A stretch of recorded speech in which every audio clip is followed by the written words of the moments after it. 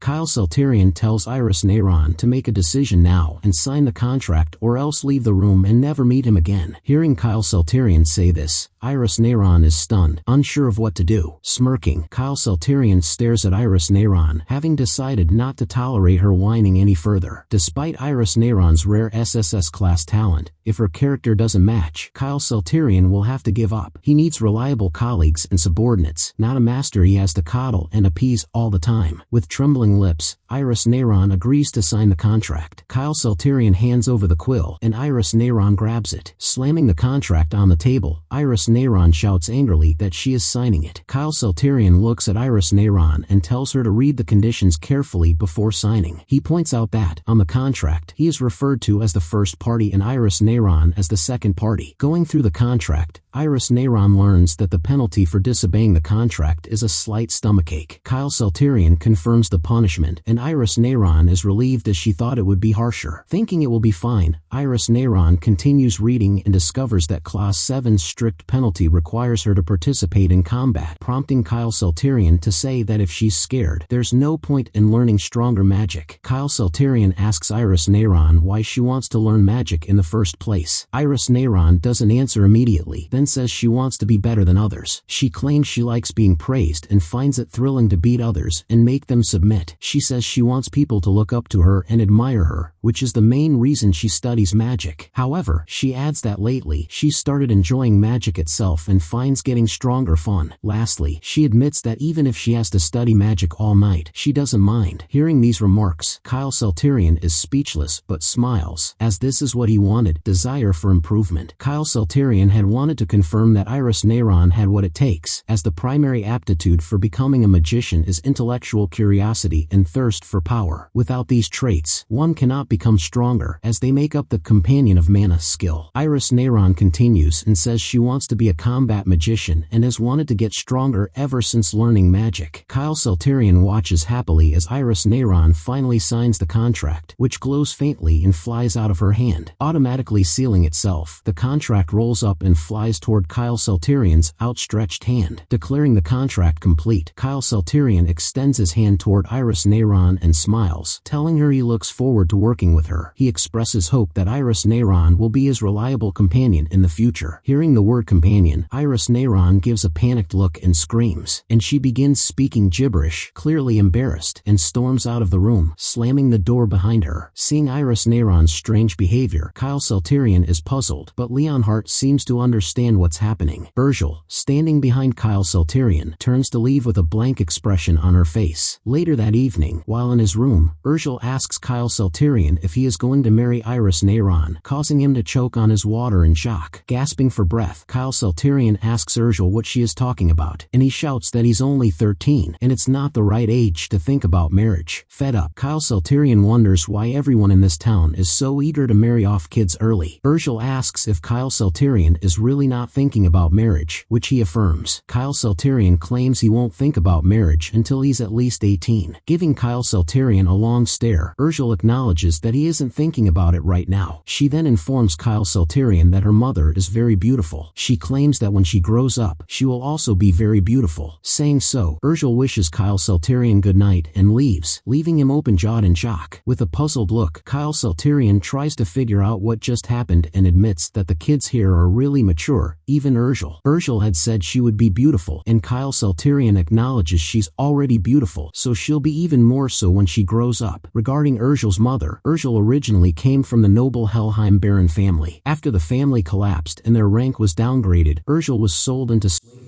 By then, her father and brothers were dead, and only her mother and younger sisters were alive, though no one knows where they are. Kyle Salterian wonders if Urgel might want to find her mother or feels too guilty to ask for help. Thinking for a moment, Kyle Salterian decides to look into this matter himself. A few days later, Kyle Salterian is ready to leave as he thanks Frantel Neyron for everything and waves goodbye from inside his carriage. Frantel Neyron and his 3 children have all come to see Kyle Salterian off. Sounding unhappy, Iris Neyron asks why Kyle Salterian is in such a hurry to go home and mutters that he could have stayed a few more days. Hearing this, Frantel Neyron says Iris Neyron seems fond of Kyle Salterian and assures her he'll be back soon. Looking angry, Iris Neyron shouts she doesn't like Kyle Salterian. Folding her arms stubbornly, Iris Neyron declares that the next time Kyle Salterian comes, she won't open the doors for him. Suddenly, she falls to her knees, feeling a sharp pain in her stomach as Frantel Neyron asks what's wrong. Iris Neyron says her stomach hurts, and Frantel Neyron points out this might be the penalty from the magic contract she signed. He tells Iris Neyron to think 3 times before getting angry next time and to hold back her anger, or her stomach will continue hurting. Clutching her stomach and with tears leaking from her eyes, Iris Neyron shouts angrily, cursing Kyle Salterian. Meanwhile, sitting happily inside the carriage on his way home, Kyle Salterian gets the feeling someone is swearing at him and knows who it might be. A few days later, Kyle Salterian returns home, and the moment he steps into the palace, Abel Salterian comes to see him. Walking with Kyle, Abel shares that Kyle's story inspired him to bring grain from Impelum as well. Kyle Salterian asks about the grain, and Abel admits it was just a few handfuls, leaving Kyle utterly bewildered. The amount Abel brought is 100 times less than what Kyle had managed to secure. Despite this, Abel assures Kyle that he won't hold him responsible even if they end up losing money. However, Kyle confidently responds that he isn't worried about losing money. Meanwhile, inside the palace, in the training hall, Remton Salterian is practicing sword fighting, his face drenched in sweat as he swings his blade. At that moment, Kyle arrives carrying a fresh and clean stack of towels. Remton asks Kyle how his trip to Impelum went, and Kyle replies that it was good and that the Count of Neyron treated him very well. Wiping his face, Remton smiles and asks Kyle if he's really teaching Iris magic. Mentioning the Count's letter, Kyle confirms he'll teach Iris and do his best, while Remton notes it will also be a valuable experience for Kyle. Kyle then asks Remton if the Count mentioned anything else in the letter. After thinking for a moment, Remton reveals that the Count talked about Kyle's engagement to Iris. Placing his sword back, Remton remarks that with Kyle's elder brothers unengaged, it wouldn't be right for Kyle to get engaged first. Relieved, Kyle says he has much to learn, wants to catch up on missed time, and asks Remton to handle the engagement for him. Remton calmly agrees to Kyle Salterian's request. With his father's reassurance, Kyle breathes a sigh of relief, knowing he won't have to worry about engagements for now. now. Remton then calls out to Kyle Selterian, telling him that he never intended to force him into a political marriage. Remton explains that although he and Kyle's mother never officially married, it wasn't because of her lower status. He shares that Kyle's mother didn't want to formalize their marriage, even when she became pregnant with Kyle. However, Remton had assured her that her status wouldn't matter and had agreed to marry her regardless. Remton recounts that he had even received approval from his retainers to proceed with the marriage. Yet, Kyle's mother, feeling guilty as the late Marchioness's maid, refused to marry out of respect for the late Marchioness. She explained it felt wrong to Abel and Adolf Selterian as they had just lost their mother, and that she didn't need a formal title with her child and Remton. She then placed a trusting hand on his, asking him to protect her and their children. Hugging her, Remton vowed to always love her and their children and to protect them from everything. Recounting this backstory to Kyle, Remton assures him that love sees no status and that whatever decision Kyle makes will have his support. Locking eyes with Kyle, Remton firmly repeats that he will support him in everything. Touched and slightly surprised by these words, Kyle wonders if Remton is feeling guilty or if he genuinely has fatherly feelings after all. After deeper thought, Kyle realizes that as the youngest child with no chance of succession, marrying the daughter of a powerful family could cause conflict, explaining Remton's words. Nevertheless, he tells Remton that he understands and admits that he is still young and cannot yet grasp all the complexities. Remton acknowledges that Kyle is an understanding child. With this, Kyle requests leave and turns to walk away, heading toward the library. Remton watches Kyle exit the training hall, thinking about how Kyle Selterian still doesn't call him father. He then looks at the locket in his hand, which contains a picture of Aisha, and wonders if she resents him as well. As Kyle walks down the corridor, he recalls his recent conversation with his father, lost deep in thought. Suddenly, he remembers that he forgot to mention the spoils from the dungeon and stops, wondering what to do. He also recalls telling Leonhardt not to report to Remton, but as Leonhardt is loyal to Remton, Kyle isn't sure what Leonhardt will do. Regardless, Kyle decides to focus on his studies for now and handle this issue when the time comes. Lost in thought, Kyle suddenly collides with someone in the corridor. Groaning in pain and clutching his nose, Kyle hears the person apologizing to him. Looking up, Kyle recognizes the person as Remton's third son, Duke Selterian. Noticing Duke's towering height, Kyle thinks that he might have grown a few inches since their last meeting. Kyle observes that despite being just 2 years younger than him, Duke has a much better physique. Not entirely pleased to see Kyle, Duke coldly asks why he is here. Duke reminds Kyle that Remton told him not to set foot in the main house. With an equally cold expression, Kyle replies that his confinement has been lifted due to his recent contributions. Leaning closer, Duke asks Kyle what he is plotting now. With a mocking smile, Duke sarcastically asks if Kyle's new scheme is pretending to act mature. At these comments, Kyle doesn't respond and simply continues to glare at Duke. Duke harbors deep hatred for his younger brother, Kyle Selterian, despite Kyle being only 2 years younger than him. This resentment stems from his belief that their mother, Aisha, died prematurely due to the stress Kyle caused her. A flashback shows Duke weeping by Aisha's deathbed when Kyle, unaware, pushed open the door and walked in. The moment Kyle entered, Duke's eyes widened with loathing, and he angrily informed Kyle that their mother had passed away. Upon hearing the news, Kyle froze, as if struck by lightning, his face etched with pain as he stared at their mother's lifeless body on the bed. However, his expression twisted into an unsettling smile, and he remarked, surprised that their mother had died before him. Hearing Kyle's insensitive words, Duke lunged at him in fury, shouting as he shoved Kyle against the wall and grabbed him by the collar. Duke demanded how Kyle could speak so callously, especially since he had constantly worried their mother when she was alive. As though venting pent-up emotions, Duke accused Kyle of being selfish and careless, blaming him entirely for their mother's suffering. Duke went further, labeling Kyle as the murderer responsible for their mother's death, leaving Kyle speechless in response. Finally, Kyle shouted at Duke to release him and forcefully broke free from his grasp. Clenching his fists, Kyle bitterly declared that it wasn't his fault. He had been born with a terminal illness. Raising his voice even more, Kyle screamed that it was their mother who had given birth to him, creating a sick and useless child like him. In a fit of rage, Duke punched Kyle across the face, knocking him to his knees. Glaring down at Kyle, Duke called him an animal and expressed how utterly fed up he was with him. Turning to leave, Duke made his final remark, declaring that Kyle was no longer his brother. Left on the ground, Kyle began to cry, slamming his fist against the floor while cursing his misfortune. Returning to the present, Kyle is meeting Duke for the first time since their mother's death. Duke expresses disbelief that Kyle has changed, pointing at him and saying he knows Kyle's rotten nature better than anyone. Duke warns Kyle to leave the main house and never set foot inside it again. Standing firm, Kyle informs Duke that their father has already lifted his house arrest and granted him him permission to enter the main house. Kyle then questions whether Duke considers himself to have more authority than their father. Hearing this, Duke's face turns red with anger, and he clenches his fist as though preparing to strike Kyle. However, just at that moment, Adolf arrives and intercepts Duke's punch before it can land. Kyle is startled by Adolf's sudden appearance. Even Duke looks shocked as Adolf calmly reminds him not to harm his younger brother, especially not within the main house. Adolf instructs Duke to apologize to Kyle, but Duke refuses, stating he can't do it. Instead, Duke excuses himself, turns on his heel, and walks away. Kyle and Adolf watch as Duke storms off, and Adolf, commenting on Duke's stubbornness, wonders aloud from whom he might have inherited it. Adolf asks if Kyle is hurt or upset, and Kyle admits his past mistakes make Duke's distrust natural. Placing a reassuring hand on Kyle's shoulder, Adolf tells him that he trusts him regardless. Kyle smiles and thanks Adolf for his trust. Adolf then mentions that he has been teaching Duke swordsmanship, but despite Duke's efforts, his skills remain average. Adolf tries to encourage Kyle, saying he is on a different level from Duke, having overcome Hermamu and become a wizard. Kyle is surprised to hear that Duke is learning swordsmanship from Adolf. Thanking Adolf for his kind words, Kyle excuses himself, saying he needs to head to the library. As they part ways, Kyle glances back at Adolf, puzzled about why Adolf is teaching Duke swordsmanship despite Duke's apparent lack of talent. Kyle reflects that Adolf doesn't seem like the kind of brother who would go out of his way to help his siblings. In the original fantasy game, Duke never survives the rebellion regardless of the route, and Kyle wonders if Adolf has been the one to eliminate Duke each time. Kyle realizes there might be secrets about Duke that even he isn't aware of. Meanwhile, Leonhardt returns to his village to spend the day off he receives after returning from Infellum. The day before, after arriving from Infellum, Leonhardt submitted a report to Remtun Selterian, who confirmed that Kyle had performed well there. Remtun asked Leonhardt if anything unusual has happened during the journey to or from Infellum. This question made Leonhardt uneasy, as he remembered Kyle has instructed him to keep the dungeon and its loot a secret for the time being. Choosing to follow Kyle's orders, Leonhardt lied and assured Remtun that nothing noteworthy occurred. Remtun then requested Leonhardt to continue looking after Kyle and protecting him. Back in the present, on his way home, Leonhardt spots his father, Leon, waving at him while holding two fishing rods. Later that day, they go fishing at a nearby lake, and while fishing, Leon asks how long Leonhardt will be staying. Leonhardt replies that he can only stay for half a day, which disappoints Leon, who points out it has been half a year since his last visit. Leonhardt promises to visit more often in the future. Leon then asks if the rumors about Kyle becoming more mature are true. Placing his sword beside him, Leonhardt confirms that Kyle has indeed become quite responsible. While waiting for a fish, Leonhardt reflects that he never expected to guard Kyle this long, as he had planned to return to the Seltaean Knights. Looking at Leonhardt, Leon asks him what caused him to change his mind. Leonhardt responds that even he isn't sure why. He then recalls a flashback of one night when he, Kyle, and Urgel were on their way to Infellum and had set up a campfire to rest. During that moment, Kyle had commented on how weak Leonhardt's sword must have become by now, making it harder for him to go all out during fights. While the two were awake and talking, Urgel had fallen asleep nearby, stroking the fire with a stick. Kyle had remarked that it was time Leonhardt received a new sword, as he deserved it. Kyle had also expressed his regret for Leonhardt being stuck as his guard when he could be out there building a name for himself. When Leonhardt assured him it was all right, Kyle smiled and reminded him that as his knight, it meant a lot to him. Being called my knight by Kyle had deeply touched Leonhardt, as not even Remtun Selterian had ever spoken to him that way. Whenever Leonhardt is in the palace, he never feels he can fit among the royals, and he always maintains his position as a simple knight. Leon tells Leonhardt that he has always been the type to see things through once he sets his mind to something. He explains that it was the same when Leonhardt joined the order, even when he couldn't afford a proper swordsmanship teacher. Yet, he still took the entrance exam alone at 15 and was accepted into the order based on his skills alone. Leon tells Leonhardt that he probably already knows what he truly wants deep in his heart, but hasn't realized it yet. The two of them then fall silent and stare into the lake, holding their fishing rods. After a few seconds, Leonhardt breaks the silence, saying that right now, he feels Kyle needs him and someone he can trust. Hearing his son's words, Leon looks at him with a proud smile. Right then, the fishing line he is holding starts wriggling, signaling that a fish might have been caught. That night, Kyle visits Adolf and tells him that Abel came to recruit him, which shocks Adolf. In a startled tone, Adolf asks Kyle if he accepted Abel's offer, and Kyle, waving his hands, says he didn't. He points out that he was equally surprised when Abel suddenly approached him with the offer, as Abel rarely speaks to him. Thinking carefully, Adolf says that Abel must have approached Kyle with a hidden agenda. He notes that Abel is always like this, as he never bothers unless there's something in it for him. In a slightly higher voice,